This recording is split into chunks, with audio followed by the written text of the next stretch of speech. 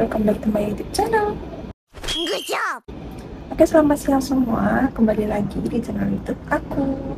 Kalian semua gimana kabarnya? Semoga saya selalu baik-baik saja dan semakin sukses ke depannya, amin ya. Oke, di video kali ini aku akan kasih tips ke kalian, aku akan kasih cara ke kalian, aku akan kasih tutorial ke kalian. Buat kalian yang ingin jadi TKW, kalian harus simak video ini sampai akhir kalau kalian mau sukses ya. Oke, sebelum aku lanjut ke videonya, jangan lupa like, komen, dan subscribe channel ini agar aku lebih semangat lagi buat bikin konten. Dan yang sudah subscribe channel ini, aku ucapin terima kasih banyak buat kalian semua yang sudah support aku, yang selalu komen aku, yang selalu like video-video aku. Terima kasih buat kalian semuanya. Langsung saja kita lanjut ke videonya.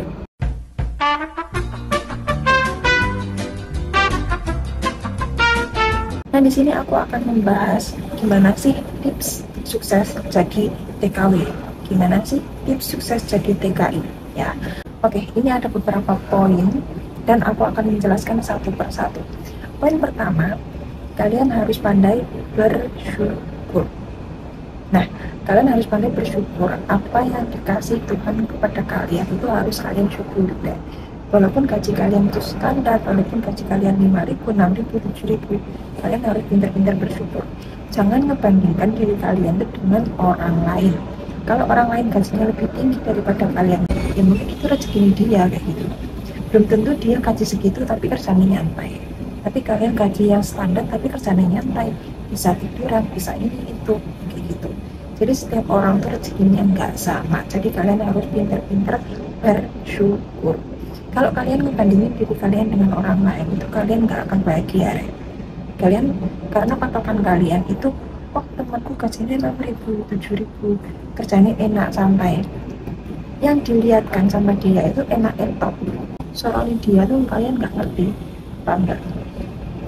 Jadi kelihatannya dia tuh enak, gajinya gede, tapi kalian nggak ngerti sebenarnya kayak apa. Jadi misalnya kalian lihat aku ya, kalian lihat aku kayak kerjanya enak, santai, gajinya gede, bisa metu bebas kayak mana ya. Tapi kalian tuh nggak ngerti sebenarnya sih rasanya yang gini itu kayak apa. Ya bener gaji gue tuh gede ya, tapi kerja gue itu aslinya gitu kanan batin aku ini. Soalnya aku juga orang tua, dan orang tua tuh kalau semakin tua tuh semakin kayak bayi. Kalian tahu, majikanku semakin tua tuh semakin rewel. Dan aku di sini udah tanda tangan sampai 3 kontrak. Majikanku tambah lama, tambah rewel, tambah sering nyuruh ini itu, padahal dulu pertama kerja di sini nggak pernah nyuruh ini itu. Semua tak kerjakan, beres, terus dia nggak pernah komplain. Tapi sekarang dia tuh mesti komplain, kayak aku duduk gitu ya, aku santai, rebahan kayak gitu, dia ini jendela belum dilap, ini kayak gitu. Dia tuh kayak nyuruh terus loh. Kalau misalnya nyuruh terus aku udah ngerjain tapi aku cepet selesai, itu nanti dia kayak dilap sendiri gitu. Jadi misalnya aku ngelap jendela kan cepet bagusnya aku kerjanya. Kalau aku cepet kerja selesai, itu majikanku kalau lihat aku duduk itu jendela dilapin sendiri. Kalian tahu nggak? Dan kayak gitu tuh sakit hati deh aku. Kok terus dilapin, kok dilapin nyapo? Kalian nggak ngerti seorang kuning ini kayak apa. Jadi aja pernah membandingkan diri kalian itu dengan orang lain. Kalian ya kalian, orang lain ya orang lain, ya gitu. Harus pintar-pintar bersyukur ya. Terus yang kedua, kalian harus menabung. Buat kalian yang pertama kerja di luar negeri terus kalian nggak punya tabungan, ya buka tabungan deh, buka bank mana. Misalnya kalian nggak kalian buka bank Indo, bank Cina ya ada. Aku di sini nggak punya bank Indo lah, aku buka bank Cina, Hang Seng Bank itu. Dan di bawah rumahku ada, jadi kalau setiap aku habis gajian itu uangku tak tabung kayak gitu. Baru kalau aku butuh keperluan buat kirim Indo ya tak ambil, baru aku kirim Indo kayak gitu. Aku nggak punya tabungan di Indonesia, jadi uangku semua aku tabung di bank Cina berbentuk dolar bukan rupiah gitu. Suatu saat kalau misalnya aku pulang ya tak ambil terus tak tukar ke rupiah kayak gitu, baru tak kirim pulang. Kadang ya kalau misalnya aku hari ini kan aku udah nabung selama 4 bulan dan aku mau kirim ke Indonesia, itu aku tunggu kursnya tinggi dulu baru aku kirim. Kalau kursnya masih standar, masih rendah, itu aku nggak kirim deh. Jadi aku nabungnya di sini. Kalau kurs hampir 19 berapa sampai 2.000 gitu baru aku kirim. Soalnya kan bedanya itu banyak banget gitu loh. Jadi kalau cruise rendah terus aku kirim itu rasanya kayak eman gitu, apalagi uang segitu kalau diupayakan itu banyak. Jadi aku kalau kirim ke Indonesia itu nunggu cruise-nya tinggi dulu baru aku kirim kayak gitu. Buat kalian yang belum buka bank, kalian bisa buka bank. Kalau misalnya pengen bank Indo di Koslubi ada, di Mongkok ada, kalian tinggal pilih BCA ada, BRI ada, BRI ada. Kalau mau bank Hongkong di Hang Seng Bank juga bisa. Kalian tinggal pilih, banyak banget bank di sini. Jadi kalian harus menabung, sisihkan uang kalian buat masa depan kalian. Terus yang ketiga, kalian harus bisa menghindari gaya hidup mewah, gaya hidup glamor. Jangan sampai kalian tuh lihat, oh dia kalau minggu macamnya wow, bajunya bagus-bagus. Jangan sampai kayak gitu. Walaupun kelihatannya aku pakai baju yang bagus-bagus ya, kadang aku kalau hari minggu tuh kayak pakai blazer, terus bajuku sering gonta-ganti kayak gitu. Asal kalian tahu, aku baju tuh nggak beli, Ren. Aku kadang dikasih sama majikanku. Anak majikanku itu 2 cewek 1 cowok, dan 2 cewek ini kayak sering fashion, suka fashion gitu loh. Jadi baju yang udah gak kepakai itu dikasih ke aku, dan bajunya tuh juga bagus-bagus kayak gitu. Terus lagi aku punya tetangga yang biasanya aku ceritain itu, dia tuh kalau misalnya baju gak kepakai itu juga dikasih ke aku, kayak celana, baju, tas, sepatu itu banyak banget dikasih ke aku. Kemarin tuh aku dikasih kayak selimut, terus gorden juga yang aku bikin video sebelumnya tuh ada, aku dikasih banyak banget, 1 karung besar itu dikasih sama tetanggaku itu, karena dia mau nggak tahu mau liburan kemana gitu loh, dan bajunya banyak banget yang nggak dipakai, jadi dikasihkan ke aku daripada dibuang. Sampai dia tuh bilang, kalau ini nggak mau kamu buang aja nggak apa-apa kayak gitu. Jadi harus dikasih ke aku, dan kebetulan bajunya tuh masih bagus-bagus semua kayak gitu kan, itu rezekiku gitu loh. Terus habis itu aku juga punya agent ini cewek, dan dia juga sering gonta-ganti baju kayak gitu. Mungkin beli baju 1 itu dipakai 2 atau 3 kali gitu baru dikasih ke aku, kadang ke jajan yang lain kayak gitu. Jadi aku kalau tiap minggu itu mesti aku berkunjung ke agent kalau ada waktu ya. Jadi aku di sini baju tuh jarang banget beli, kelihatannya bagus-bagus itu semua tuh baju luncuran dan pemberian. Aku nggak pernah beli baju loh ya. Bajuku tuh mungkin aku yang beli cuma beberapa, bisa dihitung lah. Aku jarang banget shopping, jarang banget ke mall-mall, ke pasar-pasar kayak gitu, karena aku nggak pernah beli baju. Aku menurutku tuh eman, daripada buat beli baju mending tak tabung. Bajuku di sini wis banyak banget. Ini 2 koper ini isinya baju semua, belum lagi yang di kotak itu juga baju. Terus aku udah dikirim ke Indonesia tuh 6 kali. Aku pakai ke Indo tuh 6 kali, dan size besar semua. Jadi bajuku di rumah numpuk, di sini numpuk, di rumah sini numpuk. Aku juga punya locker, semua locker di luar gitu loh, dan itu bajuku semua, Rek. Aku sampai nggak tahu gimana cara pakai sebanyak itu kayak gitu loh. Jadi aku kalau misalnya hari Minggu tuh gonta-ganti baju ya enak gonta-ganti, tapi aku bisa menyesuaikan. Kalau misalnya atasan kita, bawahan kita, nanti besoknya lagi atasan ini bawahi beda kayak gitu loh, Rek. Jadi 1 baju itu bisa buat beberapa fashion gitu loh, kalian tahu nggak? Biar kalian tuh kelihatannya ganti-ganti, tapi kalian sebenarnya tuh nggak ngeluarin modal kayak gitu. Dan ini bisa dicontoh ya buat kalian yang pengen kelihatan wow, pengen kelihatan mewah saat libur, kalian bisa contoh aku. Jadi misalnya atasan kayak gini ya, ini nanti minggu ini aku pakai celana panjang, terus minggu depannya pakai rok pendek kayak gitu. Jadi kalian bisa kelihatan gonta-ganti baju, padahal bajunya ya harus tetap itu aja. Terus lagi, poin yang selanjutnya, kalian harus bisa hindari hutang piutang, entah itu di Indonesia ataupun di Hong Kong ataupun di mana tempat kalian bekerja. Kalian usahakan jangan sampai hutang piutang, apalagi kalau kalian hutang bank terus jaminan paspor, jangan sampai. Karena nanti kalau pas tanggal pembayaran hutang tapi kalian nggak bayar, nanti pihak bank itu kirim surat ke rumah majikan kalian kayak gitu loh. Terus kalau majikan kalian bisa nerima, yo it's okay. Tapi kalau majikan kalian nggak mau nerima kalian, kalau kalian punya utang di luar, gimana? Banyak banget loh ya kejadian kayak gitu di Hong Kong tuh, banyak banget. Mereka yang punya utang di bank terus belum bayar, habis itu jaminan paspor nggak bisa bayar, banyak banget pihak bank yang datang ke rumah majikan mereka nagih utang, dan majikan mereka nggak mau tahu.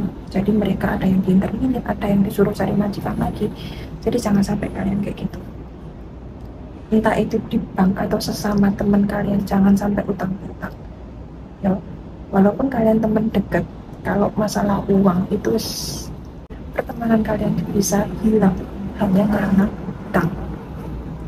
Dan di Indo pun juga kayak gitu, misalnya tetangga kalian mau utang terus kalian kasih, tapi tetangga kalian tuh molor gitu. Apalagi kalau orang yang punya utang dan itu akrab ke kita, itu kayak menyepelekan gitu loh. Kalian tahu nggak sih? Tapi tergantung orangnya juga ya, kebanyakan sih kayak gitu.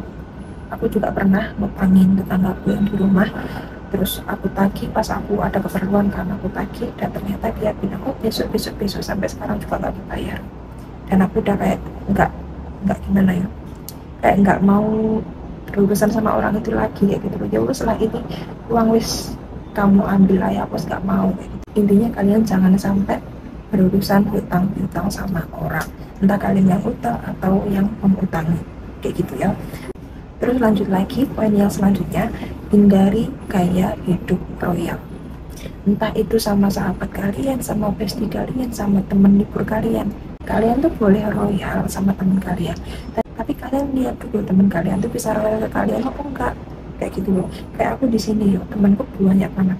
Aku hari libur kadang sama grup si A, grup si B, grup si C kayak gitu. Aku juga royal, tapi temenku juga royal balik ke aku kayak gitu. Kalau kalian yang royal tapi teman kalian nggak royal ke kalian, ya wis jangan temenan sama dia. Paham nggak? Kalian di sini jadi babu, teman kalian juga jadi babu. Gaji kalian segini, teman kalian juga segini. Jadi kalian tuh nggak perlu royal ke teman kalian sebenarnya. Jadi kalian tuh nggak harus kayak beli makan terus dimakan bareng sama teman kalian, beli jajan dimakan bareng sama teman kalian. Nggak harus seperti itu. Kalau mereka punya ya mereka beli sendiri, kamu beli sendiri, si itu beli sendiri terus dimakan bareng, itu nggak apa-apa. Jadi semuanya keluarin uang kayak gitu. Kalau misalnya kalian yang keluar duit sendiri terus yang makan bersama-sama, kalian yang rugi gitu kan. Terus suatu saat kalau teman kalian tahu kalian royal, itu kalian dimanfaatkan. Kebanyakan sih seperti itu. Jadi hindari gaya hidup royal ya. Lanjut lagi, poin yang selanjutnya, kalian harus pintar ngatur keuangan. Jadi misalnya hari ini kalian kasihnya 5.000, yang 1.000 buat kirim ke Indo, yang 1.000 buat anak, yang 1.000 buat orang tua, 1.000 buat nabung, 1.000 buat kebutuhan di sini kayak gitu. Jadi kalian harus membedakan uang kalian, harus sendiri-sendiri gitu loh, harus memisahkan uang sendiri-sendiri, buat orang tua sendiri, buat libur sendiri, buat beli ini sendiri, beli itu sendiri kayak gitu.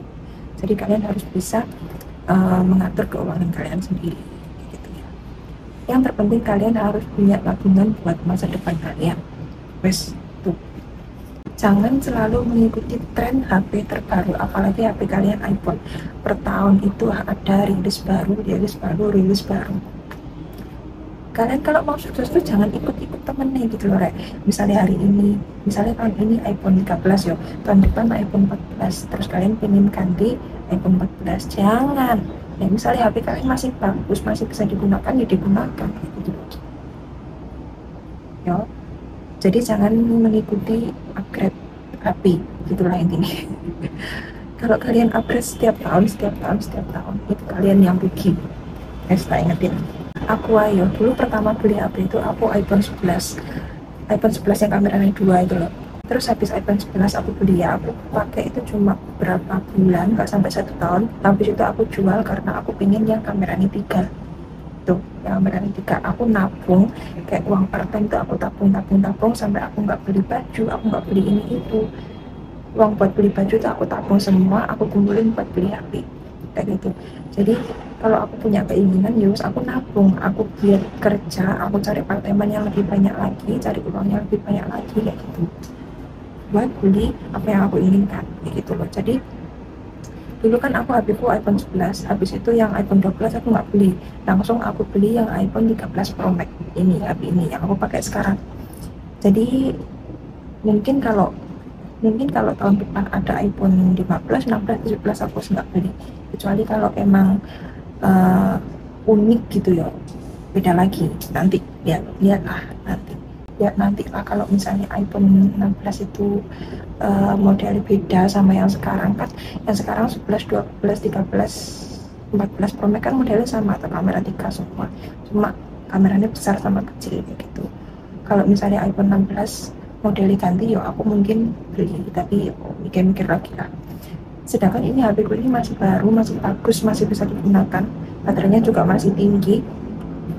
Mungkin nggak tahu lah ke depannya gimana. Jadi itu tadi poin-poin kalau kalian ingin sukses jadi pegawai di luar negeri. Dan ini aku punya sedikit kata-kata yang mungkin bisa memotivasi kalian. Seberapa besar uangmu akan cukup untuk memenuhi kebutuhanmu, tapi tidak akan cukup untuk memenuhi gaya hidup. Seperti itu.